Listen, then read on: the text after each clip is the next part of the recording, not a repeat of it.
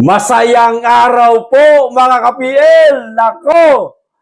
Isang taon na po tayong nanawagan kay Junior Bangag mga kababayan na sana patulan niya ang hamon nating lahat na magpa-hair follicle drug test siya. Hanggang ngayon, nagbingi-bingihan, hindi niya po tayo pinagbibigyan. Ngayon, pangalawa, etong tungkol naman po sa kanyang karamdaman mga kababayan. Hinihingi po nating lahat kung ano ba talaga ang kalagayan niya na sana maglabas siya ng medical bulletin niya mga kababayan. Pero hanggang ngayon, hindi niya rin po tayo pinagbibigyan. Dalawa na po ang hinihingi natin sa kanya di ba? Hair follicle drug test at pangalawa, etong kanyang medical bulletin. Wala.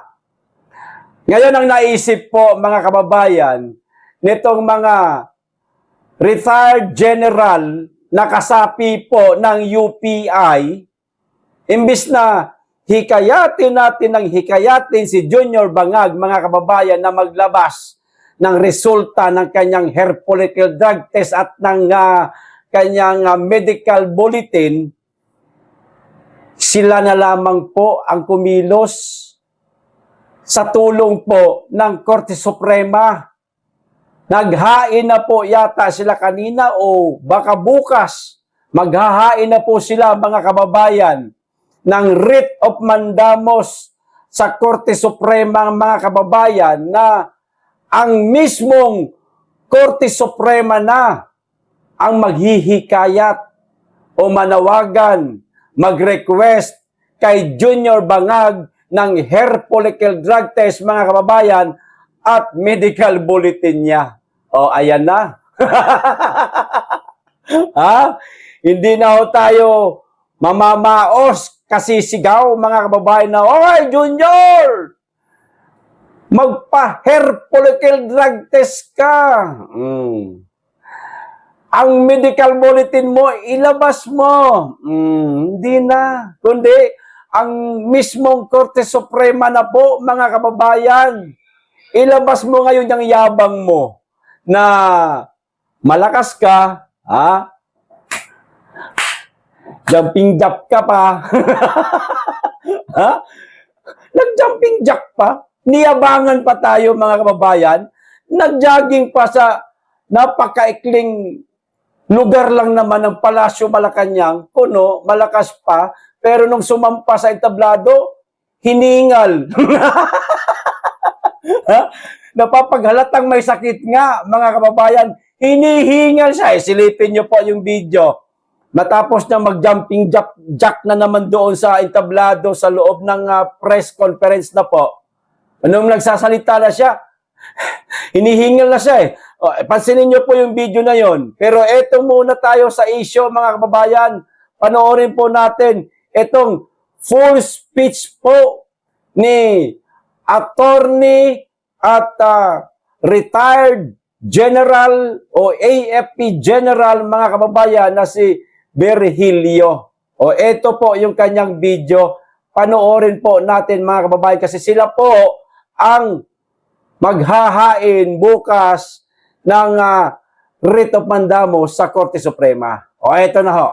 Bago tayo magpatuloy, salamat at dumating ang ating legal counsel. Ang dahilan kung bakit nakapag-file tayo, ang ating president ng United People's Initiative, siya po ay isang lawyer at siya po ay retired general ng ating armed forces, si Attorney General Virgil Garcia, sir. The floor is yours, sir. Good morning, sir. Good morning sa inyong mga kasama.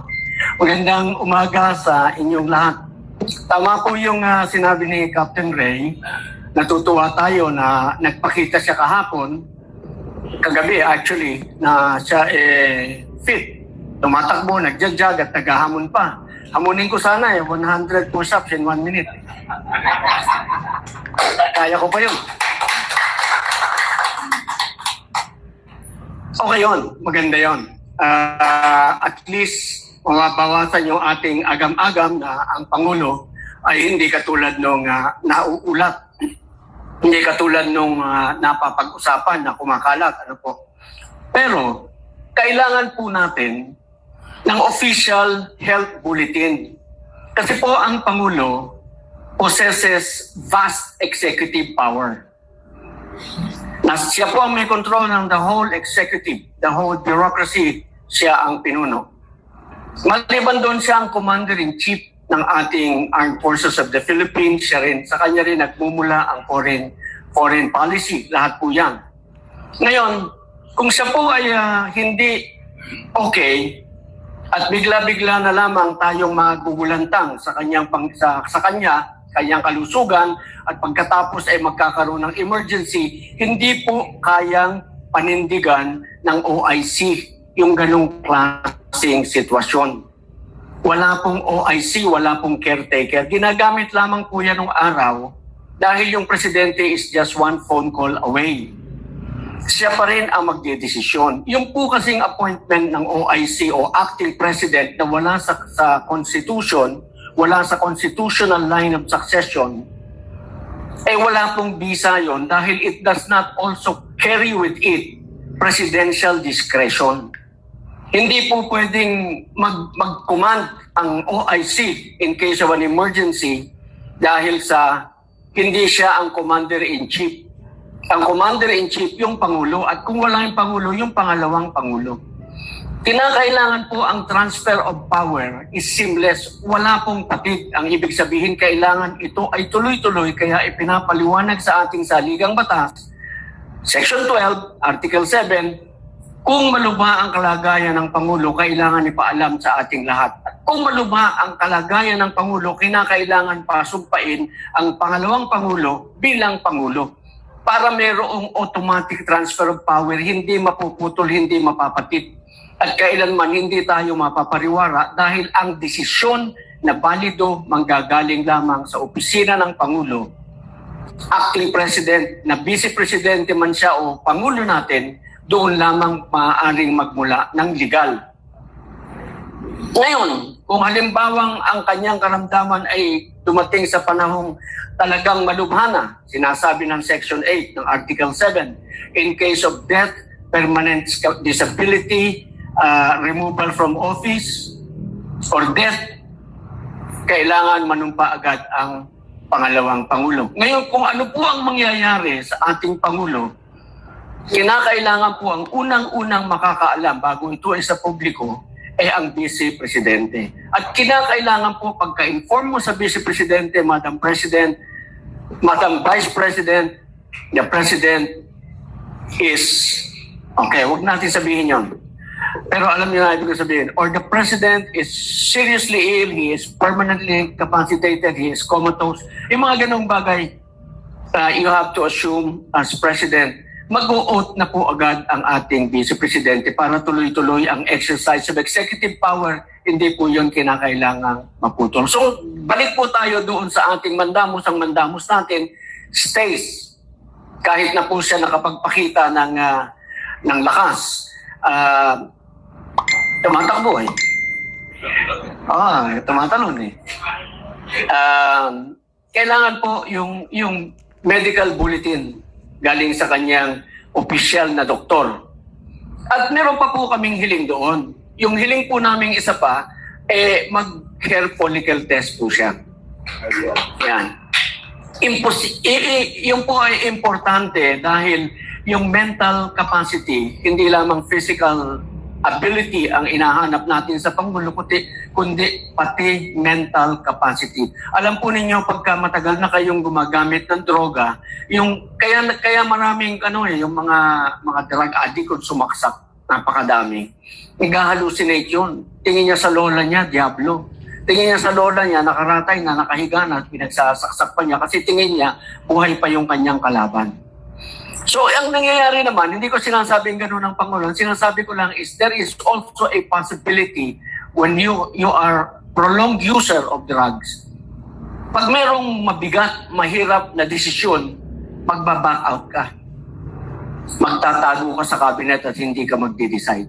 Ayaw po natin ang ganong sitwasyon na mangyari sa atin. Gusto lang po natin, wala po tayong sinasabing gano'n ng Pangulo. Ang sinasabi natin, kailangan po namin ng assurance, mag-hair follicle test ka po, bigyan mo kami ng medical bulletin ng iyong actual state of health para po mapanatag ang bayan dahil kayo ay okay.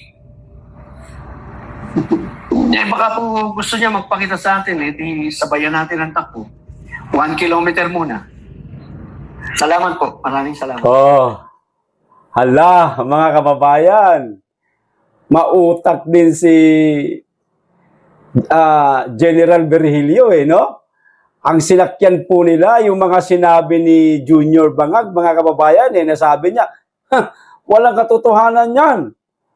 Malakas ako. Yung mga nagsasabi na, mga sinungaling yun.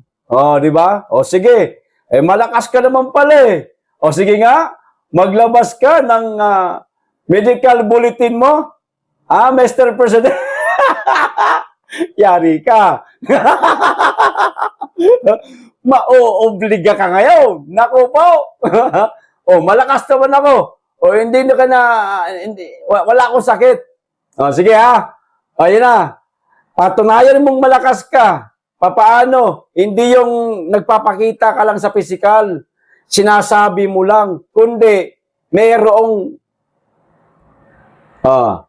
medical record, medical bulletin, magpa-check up ka, general check up, at higit sa lahat, naka-live. Ayan huwag niyong kakalimutan yung live. Naku po, yan ang pinaka-mortal sin dito sa issue na ito.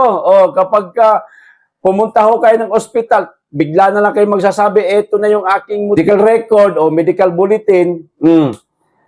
Hindi pwede yun. Ikaw ba talaga? Baka mamaya, dinaya nyo lang yan, dinoktor nyo lang yan, pumunta kayo sa doktor, dinoktor nyo pa. Dapat kita ng media Magdala kayo ng inyong media, yung RTBM. Total, media nyo naman yan. Sabi ni Auntie Claire, media tayo. May RTBM. Dalhin nyo yan. Naka-live. Naka-live. Mas mainam, mag-invita din po kayo ng mga BBM vlogger at saka ng mga DDS vlogger. Ano lang, tawag nito, for the record, na totoo, na itong taon na ito, itong araw na ito, tinanggap ni President Bongbong Marcos ang hamon ng publiko na hair follicle drug test at magpa-general check-up. Kung totoo ba talagang wala siyang sakit o totoo ba talagang malakas siya. Di ba? Siya na may sabi no? Sa korte kasi, hindi tatanggapin yung sinabi mo lang na, mapera ako, milyonaryo ako. Kakalkalin po lahat ng mga ari-arian mo, pati mga pera mo. Para malaman kung totoong nagsasabi ka na ikaw ay milyonaryo. Kung wala kang maipakitang ganun, at wala nakitang ganun, sinungaling ka, hindi totoo ang mga sinasabi mo. Pwede ka mabalikan ng kaso.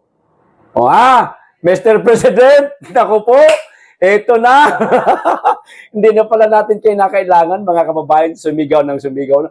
Ang medical bulletin, ang hair follicle drug test na kalimutan na, hindi na.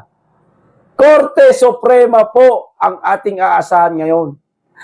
Ang Korte Suprema po, mga kababayan, ang tutumbukin natin, ang kukulitin natin, ang kakalampagin natin, mga kababayan, araw-araw. Para etong ihahain pa lang na writ of mandamus nitong grupong UPI kasama ng mga retired general, mga kababayan.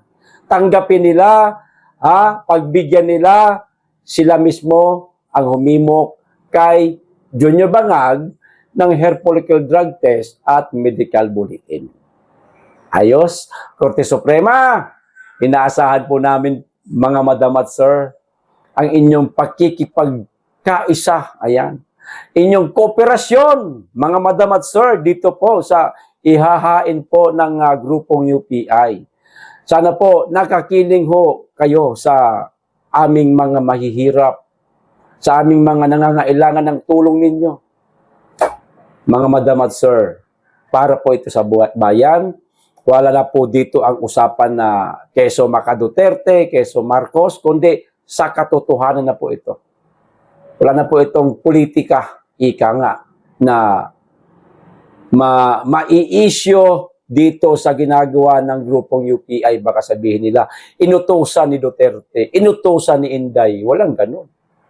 Karapatan naman po ng bawat Pilipino ang panawagang ito na gagawin ng Korte Suprema. Di po ba? Ito pa, isang video mga kababayan. Ito ho, matindi. Katatapos lamang po ng hearing sa impeachment ni BP Inday Sara, di po ba? Naroon si Ramil Madriaga. Ngayon, merong nabanggit si Ramil Madriaga, mga kababayan, kanina, sa hearing nga po sa impeachment para kay Inday Sara, na di umano'y binigyan niya si BP Sara ng painting. Ipinakita pa ho yung painting kanina sa pagdinig nga po sa impeachment. Ipinakita. Ngayon, meron palang nanunood, mga kababayan. Ang nanunood ay ang may-ari ho. Yata ito ng painting na ipinakita ho nila. Buko kaagad sila. Booking kaagad si Madriaga. Unang laro pa lang, mga kababayan, nakitaan na kaagad ng kasinungalingan. Ito po ang video. Nakita ko po ito kay Jojo Connect TV, Jojo Di Guzman sa kanyang YouTube channel. Pare, pahiram lang nitong video mo. Ayos. Ito na po, mga kababayan. Painting na sinasabi ninyo at kung kailan niyo po ito binigay sa kanya. Salamat po. What is the relation of that painting into your supplemental affidavit, Mr. Madriaga? Nagregalo po ako sa kanya ng isang painting niya na ginawa po ng isang scholar ko sa Laguna. May mga scholars po ako sa Laguna. May isa po talagang talented fine arts. Pinagawa ko po ng painting na yan. Hindi ko mawari, grabe ang kasinungalingan. Ayan, nag-message, merong conversation dito. Yung totoong may-ari ng painting. Nagulat siya, sabi niya, ha? They are talking about the painting? Sabi niya, he's watching the news, sabi ganon.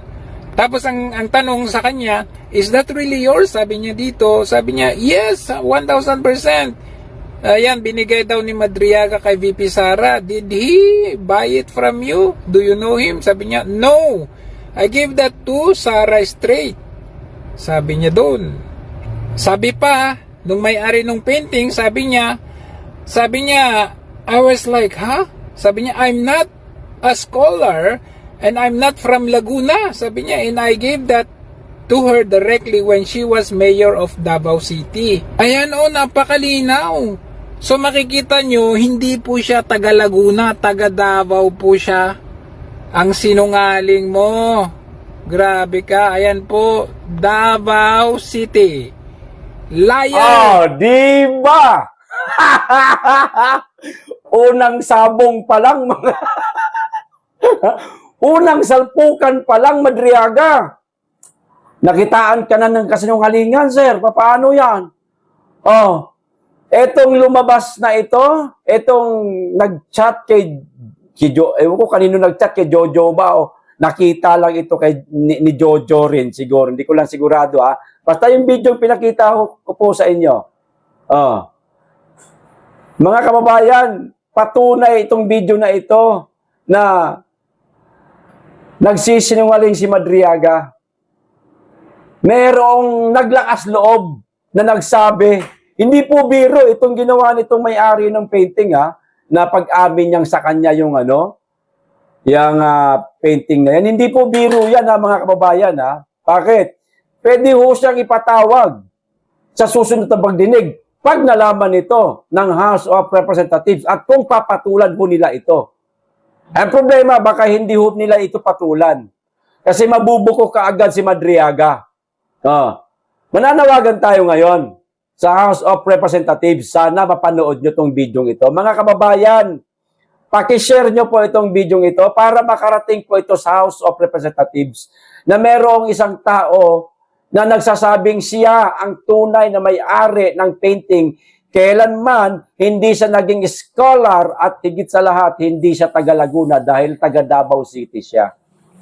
Yan. Nang malaman po nila kung gaano katotoo ang mga sinasabi ni Madriaga, kung katotohanan o kasinungalingan ba. Mismong itong taong ito na maaaring hindi po kilala ni Inday Sara, taga-suporta lang mga Duterte. Mga kababayan, pero naglakas loob na magsabing, hindi ko kilala yan, hindi ako naging wala akong connection, taga Davao City ako, hindi ako scholar. Akin yung painting na yan. Paano na ito? Madriaga. Simula pa lang. Meron pa kayong susunod na hearing. Nako, baka sa mga susunod pa na hearing, naloko na. Bawat sasabihin mo, merong lumalabas na katotohanan, katulad na lamang niyang sa cheke-cheke na yan, na ang daming nagdududa, mga kababayan. Nako, kahit ako, nag-research ako kanina, doon sa checking ipinakita ho nila, nagduda ako Nung nag-research po ako, hindi po ganon. Para sa akin lang ito Hindi po ganon ang format ng isang cheque o manager's check ng Land Bank. Iba po yung format na ipinakita nila kanina kaysa original na format ng manager's check ng nasabing bangko. Yun lang po ang aking mga napansin, mga kababayan. Ewan ko lang kung napansin nyo rin po ba. Ngayon, eto. Alam po nating lahat, mga kababayan, na etong mga ngagba-vlogger, mga bayaran, marami nang nagsasabi niyan. Ginawa na po yan ng kapirasong pag-uusap dyan sa plenaryo sa House of Representatives sa katauhan po ni Congressman Paulo Marcoleta. Talagang sinabol niya ang taga-Presidential Communications Office, mga kababayan. Ngayon, hindi lamang po yan. Maging si Congressman Chanco, mga kababayan, meron siyang ibinunyag. Naku po, na parang ang nagmamando ngayon sa isang mataas na katungkulan, mga kababayan sa pagiging political handler. Mataas na katungkulan niyan. Political blogger, handler, ayan. Hinire di umano, mga kababayan, sa mismong tanggapan ni Sandro Marcos sa House of Representatives. Nako, eto po ang buong sinabi ni Congressman Toby Chanco, mga kababayan, mga pasabog na antindiho nito. Baka po yung iba sa inyo alam na ito, pero alam ko, marami pa pong hindi nakakaalam nito. Ito na, simulan na po natin. May kilang naman to. Kasi matindi yung kampanya ko ng government against fake news. Ang tanong ko ngayon, naniniwala ka ba na mismong mga kaalyado ng Marcos administration ang pasimuno o nagpa-practice ng fake news? Okay, I'll be very open. Yung pasimuno nito, kaya masama yung loob ko, dating Deputy Secretary General ng House, nung panahon ni Martin Romualdez. Tapos ngayon, dun ko nakikita sa opisina ni Majority Leader Sandro Marcos, yung mismong nasa likod nito. Ito ba si Sopronio, Yun, tumpak ka, EB. Mo, kahit ikaw hindi tayo nag-uusap privately, wala akong cellphone mo. Alam mo kung sino nasa likod, di ba? Siya yung puppet master. Si Ponyong. Diba? Ang galing Ang ganda ng bahay niyan, Pong. Ang ganda ng bahay niya, may infinity pool. Hindi lang bahay. Tignan mo naman ang lifestyle niyan. Yun. So yun na nagpapatunay. Yung puppet master, yung nagpapatakbo sa lahat ng trolls na yan, yung contact ng lahat ng mga vlogger na yan, ay mismong in-employ doon sa opisina ni Majority Leader Sandro Marcos. So naka-budget ho, gamit ang taxpayers money. Ako po, mga kababayan. Hinire po mismo sa tanggapan ni Sandro Marcos. So sa madaling salita, mga kababayan, ang pondo nitong mga bangag vlogger, Siyempre, alam na po natin sa Kaban ng Bayan. Ano ho, mga kababayan? Sa Kaban ng Bayan talaga galing ang pondo niyan. Pero, ang nagpasimuno, parang lumalabas po kasi ganito eh. Ang nagpasimuno na nitong mga vlogger, si Sandro Marcos. Kasi, hinire daw po sa opisina niya. Maaaring yung pondo nito, ibinigay kay Sandro, mula sa Kaban ng Bayan. Ibinigay sa tanggapan ni Sandro, tapos papunta naman po sa mga, yung ponyong na tinutukoy nila kanina, hanggang sa papunta na sa mga vlogger. Yan palang sistema dyan, mga kababayan. Kaya pala, ang dami kong mga kaibigan na nakasama ko noon dyan sa mga vlogger na yan. Ganda na po ng buhay nila, mga kababayan. Ito sa pagbablog, hindi ka makakapagawa. Makapagpagawa. Hindi utang. Pagawa.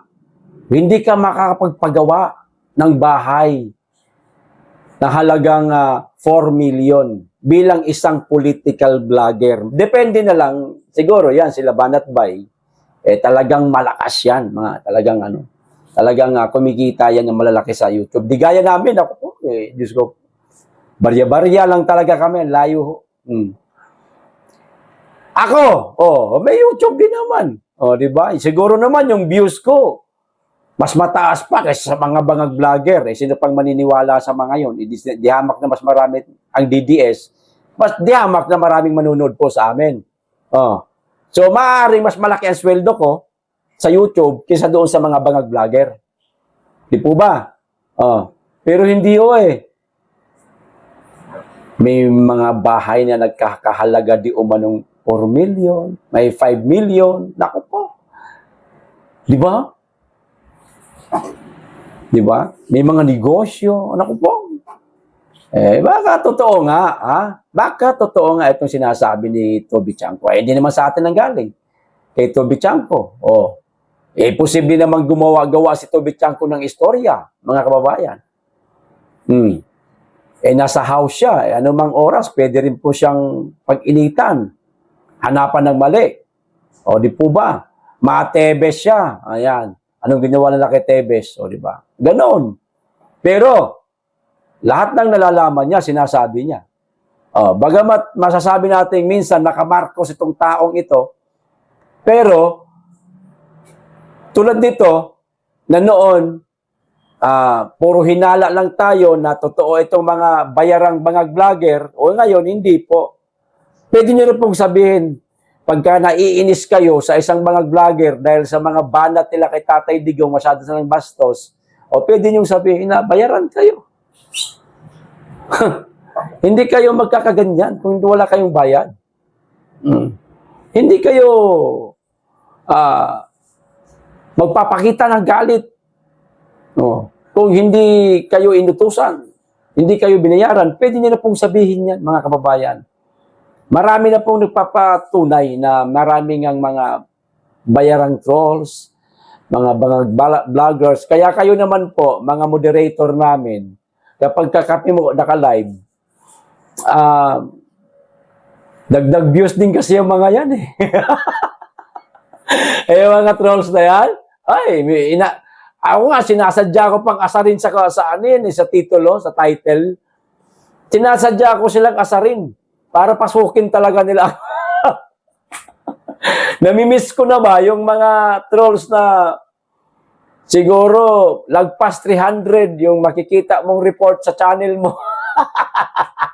Pero wala namang napala. Puro lang report. Hindi naman pinapatulan ni YouTube kasi iba ang guidelines ng YouTube. Hindi kagaya ng sa Facebook, ang Facebook, hawak po yan sa liig. Business po ang Facebook. Di po ba? Malaking negosyante po ang Facebook. Di ba, mga kababayan? Para magkaroon ka nga lang ng buds, mayroong bayad monthly, di po ba?